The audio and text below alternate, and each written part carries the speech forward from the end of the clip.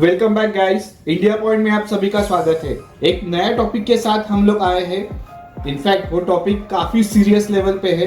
आपको पता चल गया होगा कि हम किस टॉपिक के बारे में बात कर रहे हैं। हम बात कर रहे हैं पानी की समस्या के ऊपर, यानी कि water crisis in south region of India.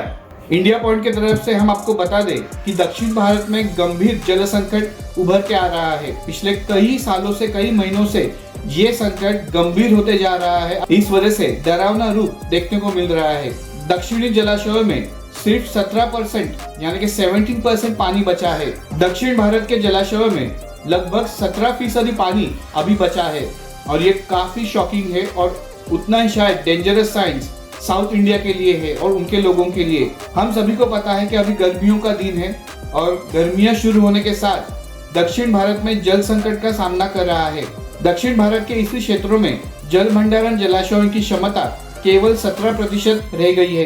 दक्षिणी क्षेत्र में आंध्र प्रदेश, तेलंगाना, कर्नाटक, केरल और तमिलनाडु राज्य आते हैं। भारत के विभिन्न क्षेत्रों के जलाशयों के भंडारण स्तर के संबंध में सनसनीखेज खुलासा सामने आया है। इसमें दक्षिणी क्षेत्र में 42 जलाशय है जिनकी कुल भंडारण क्षमता 53.334 BCM है। इसकी पुष्टि खुद केंद्रीय जल आयोग ने की है। आप सभी को जान के हैरानी होगी कि जलाशयों में अब रह गया है केवल 17% पानी। आप सोच सकते हैं कि 17% पानी ही बचा है साउथ के जलाशयों में। तो कितना बड़ा यह संकट है, कितनी गंभीर समस्या फिलहाल साउथ रीजन के जो हमारे लोग हैं, हमारे भारतीय लोग हैं, वो फेस कर रहे हैं। चाहे गरीब हो या अमीर हो, किसान हो या मजदूर हो, क्योंकि पानी का समस्या है, पानी की समस्या है, तो हर कोई फेस कर रहा है वहाँ पे वाटर क्राइसिस साउथ रीजन में। इंडिया पॉइंट के सर्वे के अनुसार इन जलाशयों में मौजूदा कुल भंडारण 8.865 BCM है, जो उनकी कुल क्षमता का केवल 17% ही है। ये आंकड़े पिछले साल की समान अवधि के दौरान भंडारण स्तर 29% और इसी अवधि के 10 साल के औसत जब 23% की तुलना में काफी कम है। तो हम सभी इमेजिन भी कर सकते हैं, महसूस कर सकते हैं कि किस तरीके का ये वाटर क्राइसिस साउथ रीजन में उभर के आ रहा है। बहुत ज़्यादा गहरा संकट है। लेकिन इन सब में एक अच्छी बात भी है कि पूर्वी क्षेत्र के जल भंडारण स्तर में सुधार आए हैं। इसके विपरीत पूर्व क्षेत्र में, जिसमें आसाम, ओडिशा और पश्चिम बंगाल जैसे राज्य आते हैं, पिछले साल और 10 साल के औसत की तुलना में जल भंडारण स्तर में सकारात्मक सुधार दर्ज किया गया है। पूर्व क्षेत्र में 20.430 BCM की कुल भंडारण क्षमता वाले 23 निगरानी जलाशयों में अभी भी 7.889 BCM पानी है, जो उनकी कुल क्षमता का 39% है, यानी 39% है। ये पिछले साल की समान अवधि यानी 34% और 10 साल के औसत यानी 34% की तुलना में सुधार का संकेत है। और ये सच में दोस्तों काफी रिलीफ देने वाली बात है, क्योंकि एक तरफ साउथ रीजन है जो वाटर क्राइसिस के चपेट में आ रहा है, तो दूसरी तरफ पूर्वीय क्षेत्र है जिनमें पानी भंडारण क्षमता में यानी कि जल भंडारण क्षमता में काफी सुधार आए हैं। वही बात हम पश्चिमी क्षेत्र की करें तो इसमें गुजरात और महाराष्ट्र शामिल है और वहां भंडारण स्तर 11.771 BCM है। 49 निगरानी जलाशयों की कुल क्षमता का 31.7% है। ये पिछले साल के भंडारण स्तर और अगर हम 10 साल के औसत की बात करें, इनकी तुलना की बात करें तो जरूर कम है। लेकिन साउथ रीजन जैसी गंभीर कठिनाई परिस्थितियां अभी फिलहाल पश्चिमी क्षेत्र में नहीं है। लेकिन फिर भी पश्चिमी क्षेत्र में आने वाले दोनों ही राज्यों को चौकन्ना रहना होगा। और जैसे ही पश्चिमी क्षेत्र में हमने गिरावट देखी, उसी तरह उत्तरी और मध्य क्षेत्र में भी जल भंडारण स्तर में गिरावट देखी गई है और ये बहुत सीरियस होता जा रहा है। अगर हम पूर्व को छोड़ दें तो बाकी सभी क्षेत्र में पानी की समस्या यानी कि वाटर क्राइसिस एक बहुत बड़ी समस्या उभर के आ रही है। आपके मन में सवाल आया होगा कि ये वाटर क्राइसिस का सिलसिला आखिर चालू कब हुआ। वैसे देखा जाए तो भारत में पानी की समस्या या पानी की कमी एक जल संकट है जो कॉन्स्टेंटली हर 12 महीने में आते जाते रहता है। लेकिन पिछले 5 और 6 साल में खास करके साउथ रीजन में इसका जो ग्राफ है वो बढ़ता जा रहा है और ये सच में बहुत डरावनी वाली बात है। निगेटिव साइन हम कह सकते हैं। और जैसे हमने आपको बताया कि पानी संकट भारत के लिए हर साल में आता है और लगभग करोड़ों लोग इससे प्रभावित होते हैं। लेकिन पिछले 5 साल से और फिलहाल 2 साल से साउथ रीजन में काफी ज्यादा लोगों को प्रभावित किया है वाटर क्राइसिस ने। भारत में पानी की कमी पारिस्थितिकी तंत्र और कृषि को बड़ी पैमाने पर प्रभावित करती है। 1.4 अरब से अधिक लोग की आबादी के बावजूद भारत के पास दुनिया के ताजे जल संसाधनों का केवल 4% ही संसाधन है। मीठे पानी की असंगत उपलब्धता के अलावा भारत में पानी की कमी पूरे देश में मानसून की शुरुआत से ठीक पहले गर्मियों के महीने में नदियों और उनके जलाशयों के सूखने के कारण भी होती है। हालांकि वर्षों में जलवायु परिवर्तन के कारण संकट विशेष रूप से गहरा हो जाता है, जिसके परिणाम स्वरूप मानसून में देरी हुई है, जिसके परिणाम स्वरूप कई क्षेत्रों में जलाशय सूख गए हैं। हम आपको बता दें कि भारत में पानी की कमी के लिए जिम्मेदार अन्य कारकों में उचित बुनियादी ढांचे और सरकारी निगरानी की कमी और अनियंत्रित जल प्रदूषण शामिल है, जो हम सभी को पता है। इनफैक्ट जल प्रदूषण यानी कि वाटर पोल्यूशन हम बचपन से सीखते हैं, स्कूल में हो, कॉलेज में हो, या आप कभी सोशल इवेंट्स में गए हो तो भी हमें वाटर पोल्यूशन के बारे में बताया जाता है। अनफॉर्चुनेटली जो बारिश का पानी आता है हमारे देश में, in fact we are luckiest country in the universe, हम कह सकते हैं शायद, कि भारत जैसी भूमि में बारिश हर साल होती है और जितना समय तय किया गया है उतनी होती है।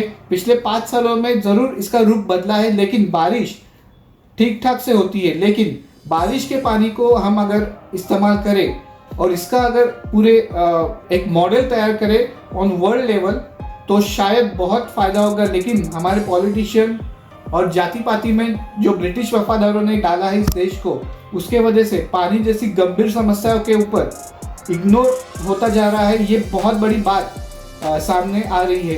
पानी की समस्या जितनी भारत में गंभीर है, जैसे हमने बार बार आपको बताया कि साउथ रीजन में, साउथ इंडिया में वाटर क्राइसिस परम सीमा पे अभी बोल रहे हैं। जैसे हमने आपको बार बार बताया कि वाटर क्राइसिस साउथ रीजन में बहुत बड़ी समस्या उभर के आ रही है। आपको हैरानी होगी कि 2019 में चेन्नई में सबसे प्रमुख अफेक्ट अगर कोई हुआ तो चेन्नई में 2019 के लोग अफेक्ट हुए थे वाटर क्राइसिस के वजह से। पानी की कमी ने 9 मिलियन लोगों के पूरे शहर को प्रभावित किया था और इसके परिणाम स्वरूप कई होटल, रेस्टोरेंट और व्यवसाय बंद हो गए। तो आप समझ सकते हैं कि कितना बड़ा ये संकट है और क्या इसके दुष्परिणाम हो सकते हैं। हम बचपन से सीखते हैं वाटर क्राइसिस, वाटर पोल्यूशन, लेकिन हमारे पॉलिटिशियन और जो पॉलिटिशियन के ऊपर पहले के ज़माने में ब्रिटिश वफादार होके गए इस देश में, भारत के जो लोग थे जो ब्रिटिश वफादार थे, उन्होंने किस तरीके का इतिहास, एक झूठा इतिहास, वन साइडेड इतिहास रखा और इसके वजह से हमारे पॉलिटिशियन पानी जैसे गंभीर समस्याओं के प्रति जितने सीरियस होने चाहिए उसके बजाय जातिवाद पे ज़्यादा सीरियस होते हैं। ये हमने देखा है। और कुछ समाज, हम सभी को पता है कि देश में बहुत बड़ा जातिवादी समाज खुद ही वो उभर के आ रहा है, सामने आ रहा है। अभी हम फिर से पानी के टॉपिक पे आते हैं। हमारी डेली ज़रूरतों के लिए पानी की भारी कमी ने कई सरकारी और गैर सरकारी संगठनों को समस्या से निपटने के लिए कड़े कदम उठाने के लिए प्रेरित किया है। भारत सरकार ने इस समस्या से निपटने के लिए जल शक्ति मंत्रालय के गठन सहित कई योजनाएं और कार्यक्रम शुरू किए। सरकार ने वर्षा जल संचयन, जल संरक्षण और अधिक कुशल सिंचाई जैसी तकनीकों पर भी जोर दिया है, क्योंकि देश के 80% पानी के उपयोग के लिए अकेले कृषि जिम्मेदार है। वाटर इज लाइफ, हम सभी को पता है, पानी है तो जीवन है, जल है तो जीवन है। इंडिया पॉइंट की तरफ से हम आपसे रिक्वेस्ट करते हैं कि पानी का इस्तेमाल सोच समझ के करें, जितना हो सके पानी को बचाए रखें, कम इस्तेमाल करें पानी का। और अगर पानी का सब्स्टिट्यूट हो जाता है, जैसे हमें आदत होती है कि कुछ हुआ तो हम पानी के सहारे हाथ धोते हैं, तो इसके बदले हम टिश्यू पेपर इस्तेमाल कर सकते हैं। कोई और अगर अवेलेबल है तो ऐसा कुछ जिसकी वजह से पानी बच सकता है।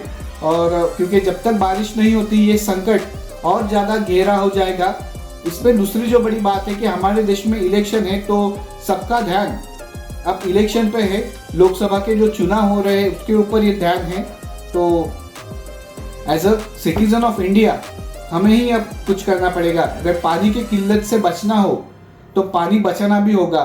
Save water save life initiative by India point. हम आपको बता दें, भारत में पानी की कमी से देश भर के करोड़ों लोग प्रभावित होते हैं। आबादी के लिए एक बड़े हिस्से के पास अपनी दैनिक जरूरतों के लिए पानी प्राप्त करने का कोई विश्वसनीय और निरंतर साधन नहीं है। 4 साल पीछे जाए, इनफैक्ट 5 साल पीछे जाए तो जून 2019 में भारत के सभी जलाशयों में 65% जल स्तर सामान्य से नीचे था और 12% पूरी तरह से सूख गए थे। हैरानी वाली बात यह है कि चेन्नई और कुछ बड़े शहरों में आज भी नल का पानी उपलब्ध नहीं है, इसलिए निवासी वैकल्पिक जल स्रोतों पर निर्भर है।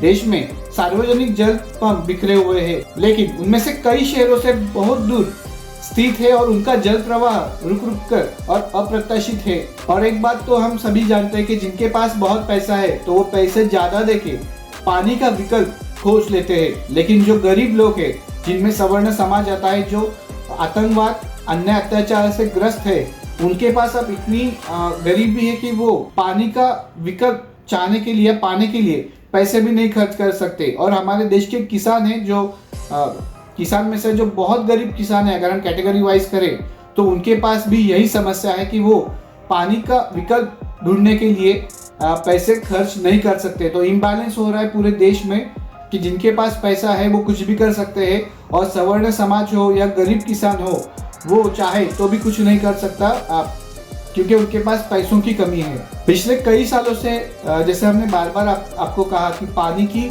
जो समस्या है, पानी का संकट है, वो गहरा होता जा रहा है और पानी तक सीमित पहुंचे लोग स्वास्थ्य के लिए भी, और यही पानी मतलब जो पानी की समस्या है वो लोगों के स्वास्थ्य के लिए भी खतरा बन चुकी है। जल संकट के समय अपर्याप्त पानी पूरे शहर के स्वास्थ्य को खराब करने की क्षमता रखता है। अगर हम महाराष्ट्र की बात करें तो लातूर शहर में 90% से अधिक जल स्रोतों की कमी के कारण एक बड़ा स्वास्थ्य संकट पैदा हो रहा है और लोगों को जमीन में बोरवेल खोदने के लिए मजबूर होना पड़ा, जिससे वे खुद को खतरनाक रसायनों के संपर्क में ला रहे थे और प्रदूषण का जोखिम उठा रहे थे। कुछ स्थानीय निवासियों को संकट के कारण प्रदूषित जल स्रोतों का उपभोग करने के लिए मजबूर होना पड़ा। जिस तरीके से लातूर में संकट खड़ा हुआ था, वाटर क्राइसिस यानी कि जल संकट, वैसे ही संकट चेन्नई में उभरा था और जिसके परिणाम स्वरूप शहर के निवासियों के बीच हिंसक घटनाएं और विरोध प्रदर्शन हुए। आपको हैरानी होगी फिर से कि इस वाटर क्राइसिस ने लगभग महीना जून का रहेगा। जून 2019 में चेन्नई में ये घटना हुई थी कि एक महिला ने उसके पड़ोसी को चाकू मार दिया क्योंकि उसने पानी के लिए बोरवेल खोदने का प्रयास किया गया था। तो इस एक घटना से हम कितने चौकन्ने हो सकते हैं कि वाटर क्राइसिस एक बहुत बड़ा इशू है, समस्या है, लेकिन क्या करें, अच्छे लोग सांसद यानी कि पार्लियामेंट में पहुंच नहीं सकते। आज का सबसे हार्ड ट्रूथ हम यही कह सकते हैं कि जिनके पास करोड़ों की माया है या अब्जावधि रुपयों की माया है, वही पार्लियामेंट में जा सकते हैं। किसी भी पार्टी के लोग हो, कोई भी पार्टी के लोग हो, जो गरीब हो, बुद्धिमान हो, जैसे सवर्ण समाज हो, कि जिनके ऊपर बहुत बड़ा आतंकवाद, अन्य अत्याचार किया है और उनकी पुरुषों की जो बुद्धि रहती है वो दुनिया उसे मानती है। लेकिन कुछ हमारे देश में जब ब्रिटिश का राज था तो ब्रिटिश वफादार पैदा हुए थे और उन्होंने लगन से ब्रिटिशों का साथ दिया और किस तरीके से झूठा इतिहास फैला के पूरे देश की वाट लगाई।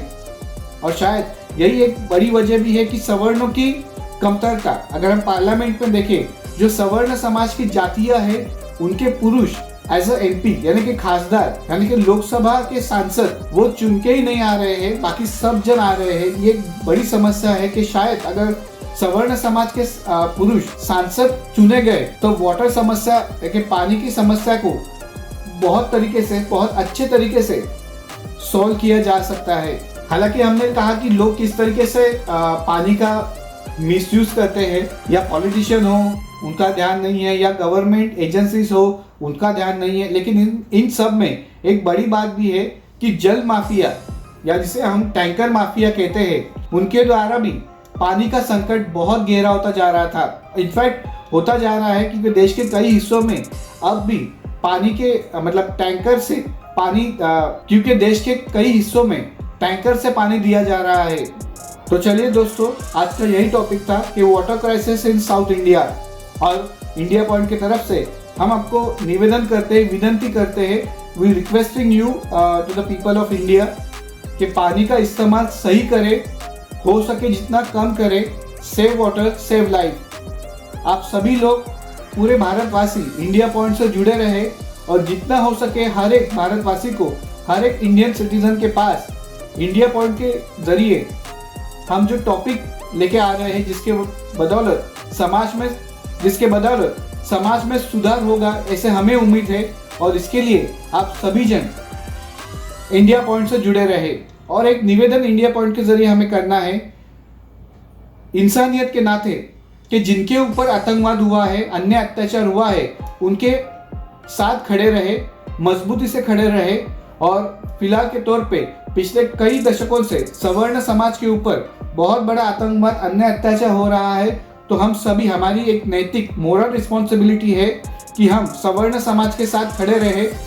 जिस ब्रिटिश वफादार ने सवर्ण समाज के ऊपर अन्य अत्याचार किया, जिस ब्रिटिश वफादार के बदौलत सवर्ण समाज के ऊपर अन्य अत्याचार, आतंकवाद हुआ, उसके खिलाफ जंग लड़े। और जो कोई भी समाज हो जिसके वजह से जो इस देश की आन बान शान है सवर्ण समाज, उनके ऊपर जो आतंकवाद किया गया, तो उसी सवर्ण समाज को अब हमें सबके सामने लाना है, सांसद में बिठाना है। लेकिन फिलहाल दूसरी बात भी सही है कि ज़माना पैसों का है, जिसके पास अरबों रुपए है या 1000 करोड़ है, वही सांसद में जा सकते हैं। तो हमें देश को भी, यानी कि सुप्रीम कोर्ट हो, प्रेसिडेंट ऑफ इंडिया हो, उनको भी ये रिक्वेस्ट करनी है, उनको भी ये पहुंचाना है कि सवर्ण समाज के लिए सवर्ण प्राइड एक्ट बनाए, सवर्ण एट्रोसिटी एक्ट बनाए। पॉलिटिक्स में सवर्ण समाज का जो अधिकार है, जो उनसे छीना गया जानबूझ के, एक गलत इतिहास, वन साइडेड हिस्ट्री के तौर पे, तो वो उनका रुतबा उन्हें सवर्ण समाज को वापस करे। इसके लिए president, prime minister as well as CGI, इन तीनों जो बड़े व्यक्ति है इस देश में, बड़े पोजीशन में बैठने वाले व्यक्ति है, उन सभी को हमें रिक्वेस्ट करना है, उनसे पहुंचाना है, उन तक पहुंचाना है। क्योंकि कोई भी गरीब और सामान्य घर के आदमी सुप्रीम कोर्ट नहीं जा सकता, इनफैक्ट हाई कोर्ट भी नहीं जा सकता, क्योंकि हाई कोर्ट की फीस ही बहुत होती है वकीलों की। तो सोशल मीडिया हो, न्यूज़पेपर हो, माउथ पब्लिसिटी हो, माउथ इंफॉर्मेशन स्प्रेडिंग हो, इन हर एक जरिए से हमें प्रेसिडेंट, प्राइम मिनिस्टर और CGI तक ये बात पहुंचानी चाहिए कि अब बस हुआ सवर्ण समाज के ऊपर आतंकवाद। सवर्ण समाज ही इस देश की आन बान शान है, मूल निवासी है। जय हिंद।